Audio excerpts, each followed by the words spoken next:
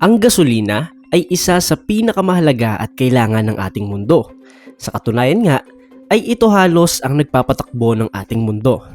Mula sa mga sasakyan, pabrika, at ating mga tahanan. Pero bago ito dumating sa mga gasoline stations, ay dumadaan muna ito sa napakahaba, komplikado, at napakadelikadong proseso. At ngayong araw ay pag-aaralan natin kung paano ito kinukuha at ginagawa. Simula sa paghuhukay ng maitim at maduming elemento hanggang sa pagsali nito sa mga motor at sasakyan natin. Ang gasolina ay isang produktong nagmumula sa petrolyo. Isang likas na yaman na hinuhukay mula sa ilalim ng lupa at pinoproseso upang maging pangunahing pinagkukuhanan ng enerhiya para sa milyong-milyong sasakyan sa buong mundo.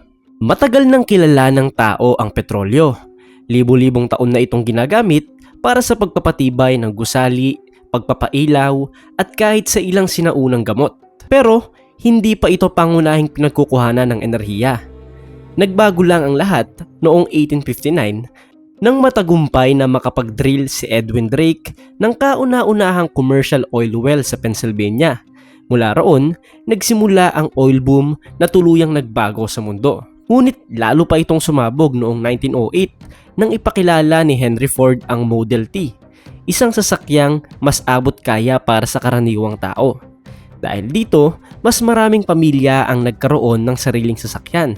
Habang dumarami ang mga sasakyang bumabiyahe sa mga kalsada, lalong tumaas ang pangangailangan sa gasolina. Pagsapit naman ng ikalawang digmaang pandaigdig, naging mas mahalaga ang langis kaysa kailanman. Ang mga tangke, eroplano, barkong pandigma at iba pang kagamitang militar ay umaasa sa gasolina at iba pang produkto mula sa petrolyo. Dahil dito, naging isa ang langis sa pinakamahalagang yaman na pinag-aagawan ng mga bansa sa panahon ng digmaan. Step 1. Paghahanap ng oil. Bago pa man magsimula ang actual na pagdrill, hindi ito basta-bastang hinuhulaan lang. May mga eksperto na unang nagsasagawa ng masusing pag-aaral kung saan posibleng may langis sa ilalim ng lupa. Gamit ang iba't ibang obserbasyon at pagsusuri, sinusubukan nilang tukuyin ang mga lugar na may mataas na tsansa na may lamang langis. Isa sa pinakasikat na paraan dito ay ang seismic survey, kung saan gumagamit sila ng sound waves o malalakas na alon na ipinapadala sa ilalim ng lupa at dagat. Pag bumalik ang mga waves na ito, sinusukat at binabasa ng mga eksperto ang echo na nagawa para makita kung ano ang anyo sa ilalim ng lupa, kung may mga rock formations na posibleng naglalaman ng langis. Pero kahit mukhang advanced na ang prosesong ito, hindi pa rin ito perfect. Kaya nananatiling high risk ang bawat desisyon kung saan magdidrill. Dahil kung magkamali, malaking pera ang pwedeng mawala. Milyong-milyong dolyar ang ginastos sa kagamitan at tao sa operasyon na ito. At kapag naging dry well ang naging resulta, lahat ng iyon ay mauuwi sa wala. Pero sabihin nating naging matagumpay ito. Papasok tayo sa step 2. Ang drilling. Sa unang tingin, mukhang simple lang ang pagdidrill ng langis. Parang ibababa lang ang malaking makina sa lupa. Pero sa totoong proseso, sobrang layo nito sa pagiging madali. Hindi ito tulad ng pagpako ng kahoy. Kailangang tumagos ang drilling machine sa iba't ibang klase ng lupa at bato na sobrang tigas dahil sa milyong-milyong taong pagkaka-pressure nito sa ilalim ng lupa. Habang lumalalim ang butas, dinadagdagan ito ng mga bakal na tubo na tinatawag na drill pipe.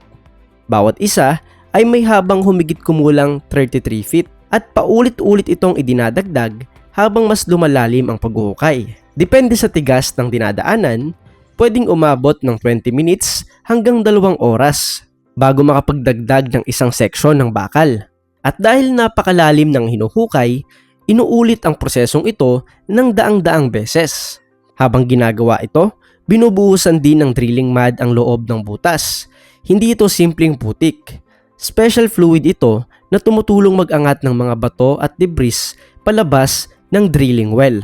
Importante rin ito dahil kinokontrol nito ang pressure sa loob ng well.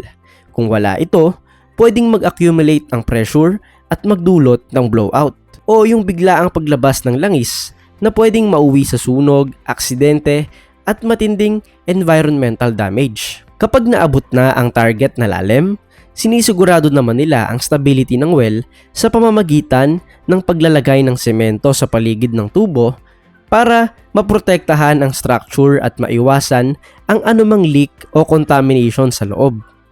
Sa kabuuan, sobrang ingat ang buong proseso ng pagdidrill mula sa paghahanap ng lugar hanggang sa aktwal na pagbabarena. Lahat ay risky at malaking gastos, pero sobrang worth it kapag nagtagumpay. Step 3. Ang extraction. Kapag matagumpay nang nakakuha ng langis mula sa ilalim ng lupa, hindi pa agad ito diretsong ginagamit. Dumadaan muna ito sa pagsusuri ng mga eksperto para malaman kung pasok ba ito sa quality standards.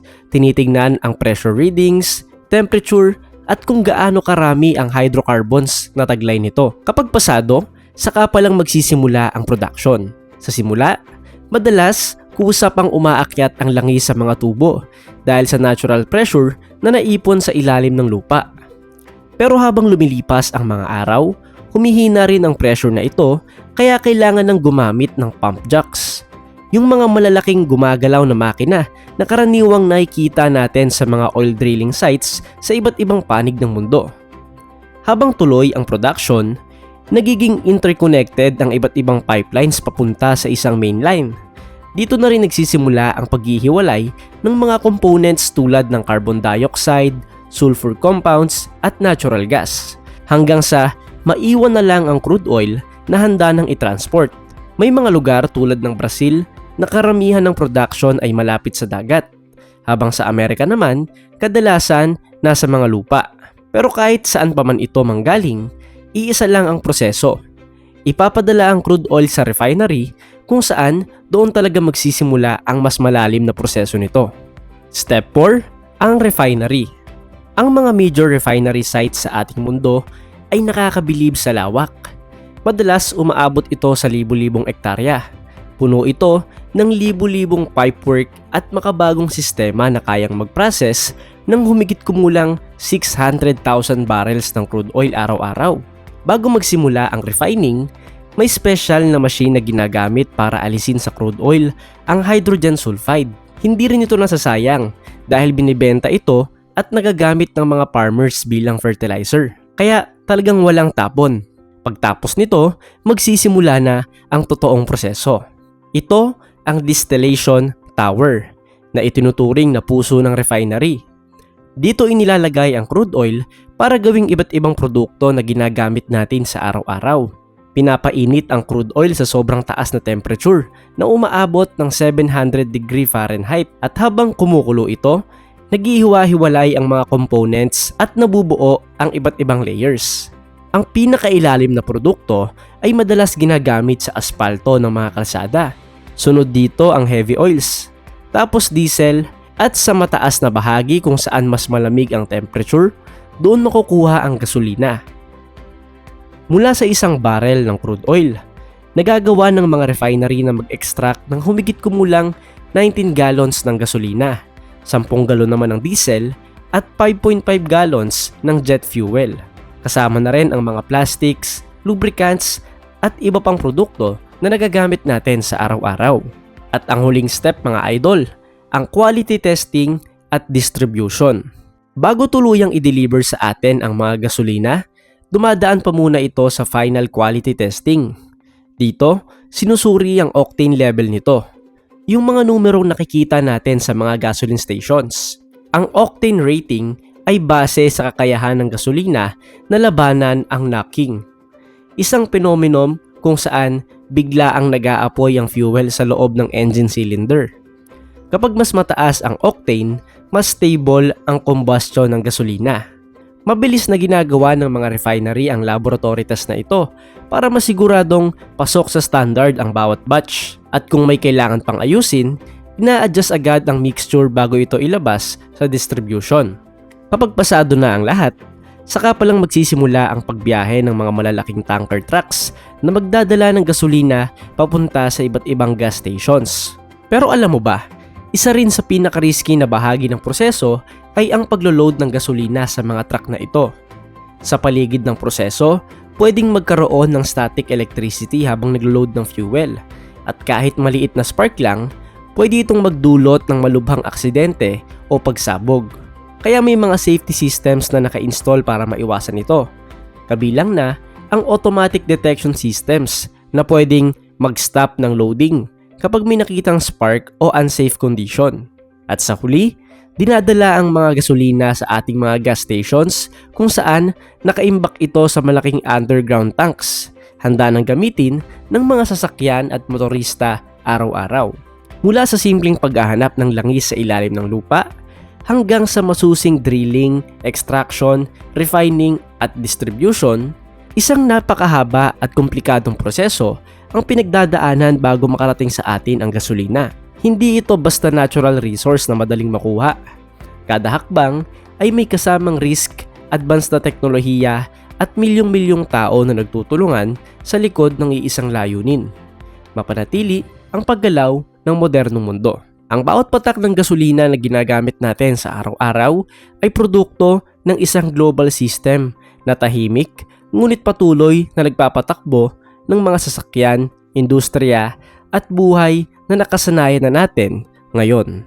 Maraming salamat sa panonood mga idol. Hanggang sa muli, paalam.